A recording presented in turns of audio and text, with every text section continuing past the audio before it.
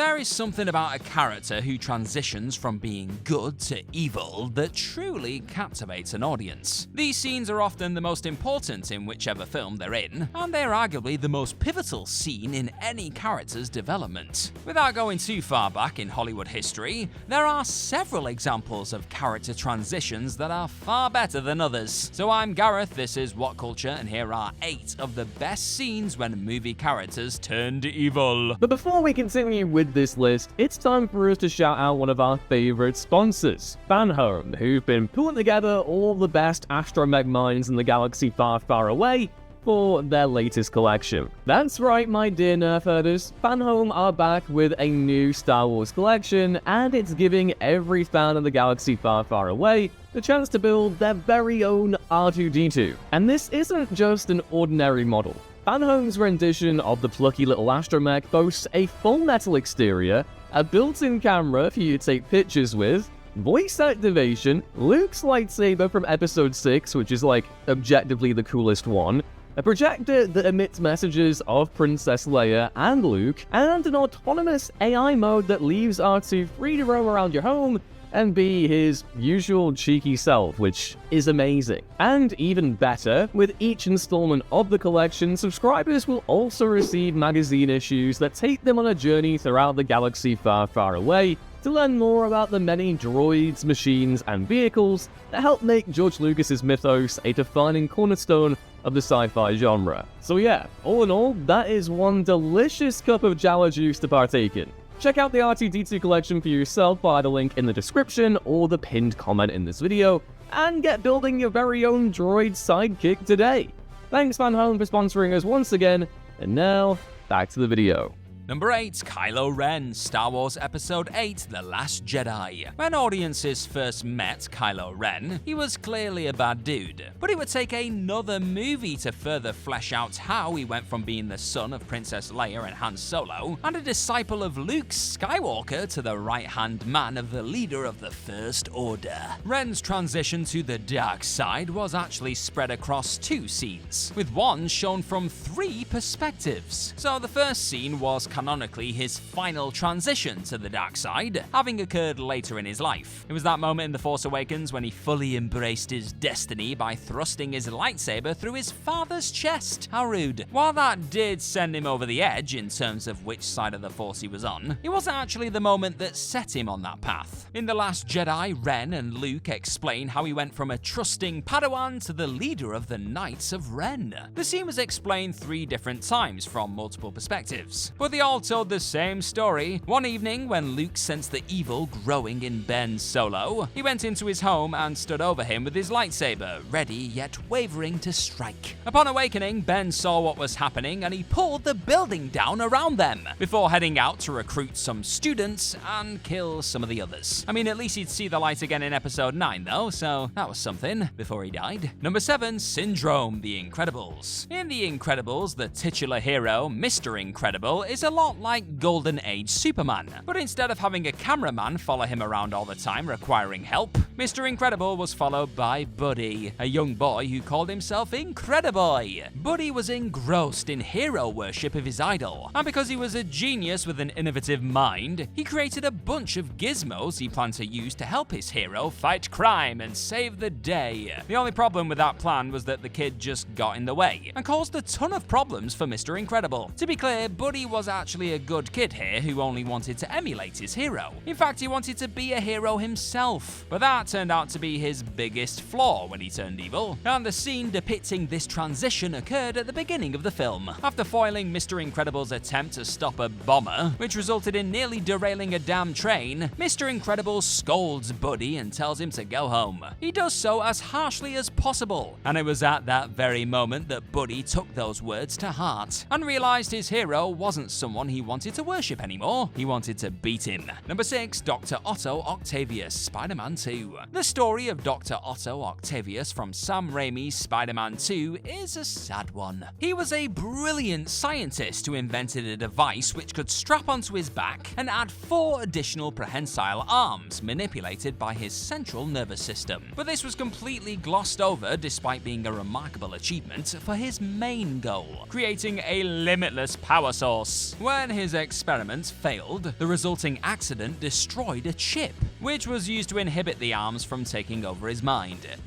Because the arms were somehow nefarious, they turned Dr. Octavius into an evil criminal who would stop at nothing to complete his original experiment. Now, to his credit, Doc Ock wasn't an evil man. He was being manipulated and couldn't control what he was thinking or doing. In a way, the arms were evil, and they just took the Doc out for a ride. Despite this, he did still have a transition scene turning him from good to evil, and it was brutal. After the accident, the good doctor was lying on his chest in a hospital operating room, surrounded by doctors attempting to remove the arms. And at this moment, the arms awaken and brutally murder everyone in the room. When Octavius rises, he succumbs to the arms manipulation and turns to a life of crime. Number 5, Lotso Huggin' Bear, Toy Story 3. The Toy Story franchise has given the world a lot over the years. Nostalgic reminders of our past. Oh, and it showed us that a neglected bear can become evil over time too. In Toy Story 3, after Andy's toys end up in a daycare center, they meet a toy named Lotso Huggin' Bear, who is the de facto leader of the daycare toys. At first, he seems warm and comforting, but the toys soon learn that he runs a tight ship, and he routinely casts the newest toys into the dreaded toddler room, where they are badly broken and destroyed by children too young to play with them, the menaces. His transition from good to evil was presented in the form of a flashback, which showed Lotso as a beloved toy belonging to a little girl named Daisy. Sadly, he was lost when the family left him behind at a roadside rest stop, and after a long journey, he finally made it home to find that he had been replaced. Heartbreaking. When he saw Daisy playing with a duplicate bear, something changed that day in Lotso. Something snapped. He transitioned from a happy and good toy to an angry and bitter one. Can you blame him? He then eventually found Sunnyside Daycare and became a ruthless dictator who had no friends and wanted none. Number 4, Ozymandias, Watchmen.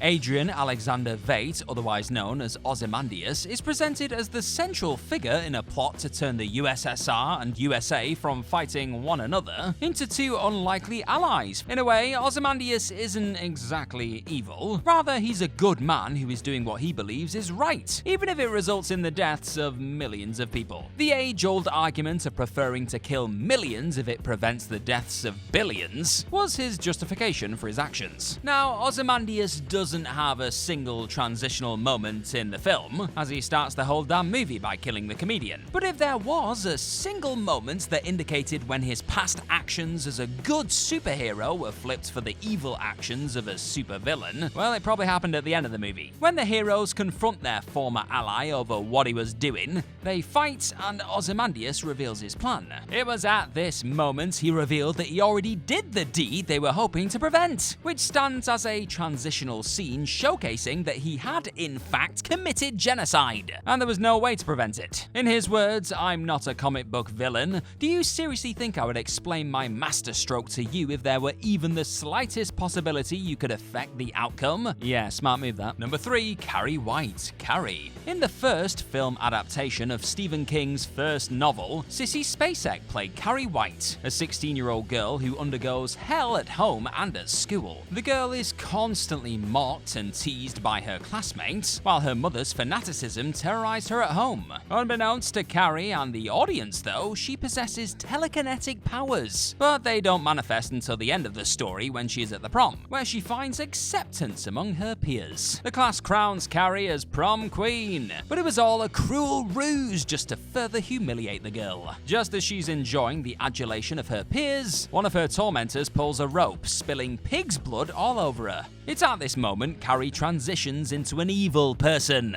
though it could be argued that she only really acted in self-defense following a psychotic break. Her powers manifest with her rage, and she causes the doors to slam shut, makes a fire hose assault the crowd, and electrocutes the principal. Number 2, Jack Torrance, The Shining. Stephen King's The Shining has been adapted several times over the years, and while Stanley Kubrick's film doesn't adhere to the book as much as King may have liked, it remains a fascinating movie, which was expertly directed and brilliantly acted. Jack Nicholson's portrayal of Jack Torrance was particularly impressive, as it brilliantly showed the slow descent into madness from beginning to end. Jack starts the film as a loving father and husband, but the isolation of the Overlook Hotel begins to wear on him as time ticks on. He spent most of his time writing, with the goal of finishing his novel when his employment and time in the hotel came to an end. But that didn't happen, did it? What did happen was the ghosts of the hotel began to pick at his sanity little by little until he snapped, turning against his wife and son. The transition occurred slowly and extended through the entire film, so there wasn't really a single scene depicting his switch to evil, but one moment does definitely stand out among the rest. When he finally snaps, Jack grabs an axe and chases his wife through the hotel to their room, where she barricades herself and her son in the bathroom. Jack maniacally breaks through the door to exclaim, well, you know what the line is, "Here's Johnny," as his wife cringes in terror. It's terrifying, iconic stuff. Number 1, Anakin Skywalker, Star Wars Episode 3, Revenge of the Sith. The fans put in their time with 6 movies before finally seeing the moment Anakin Skywalker became Darth Vader. I mean, it's not as if the viewers didn't know it was coming, but the manner in which Anakin would betray his oaths as a Jedi to embrace the dark side of the Force still finally came in Star Wars Episode 3, Revenge of the Sith. The movie showed how Senator turned Emperor Palpatine worked behind the scenes to manipulate Anakin into turning to the dark side. But it was still a surprising moment when it finally actually occurred. After Jedi Master Mace Windu had Palpatine on the ground at his mercy, he asks a newly arrived Anakin for assistance. At that moment, the young Jedi sees that his only hope in saving his beloved is by assisting Palpatine and turning on the Jedi. He quickly lops off Windu's hand,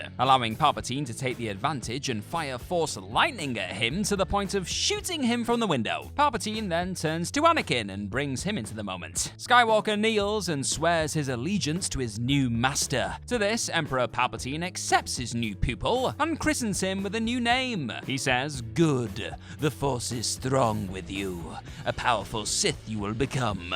Henceforth you shall be known as Darth Vader. And you're about to become a crispy, fried Force user." Okay, didn't say the last part.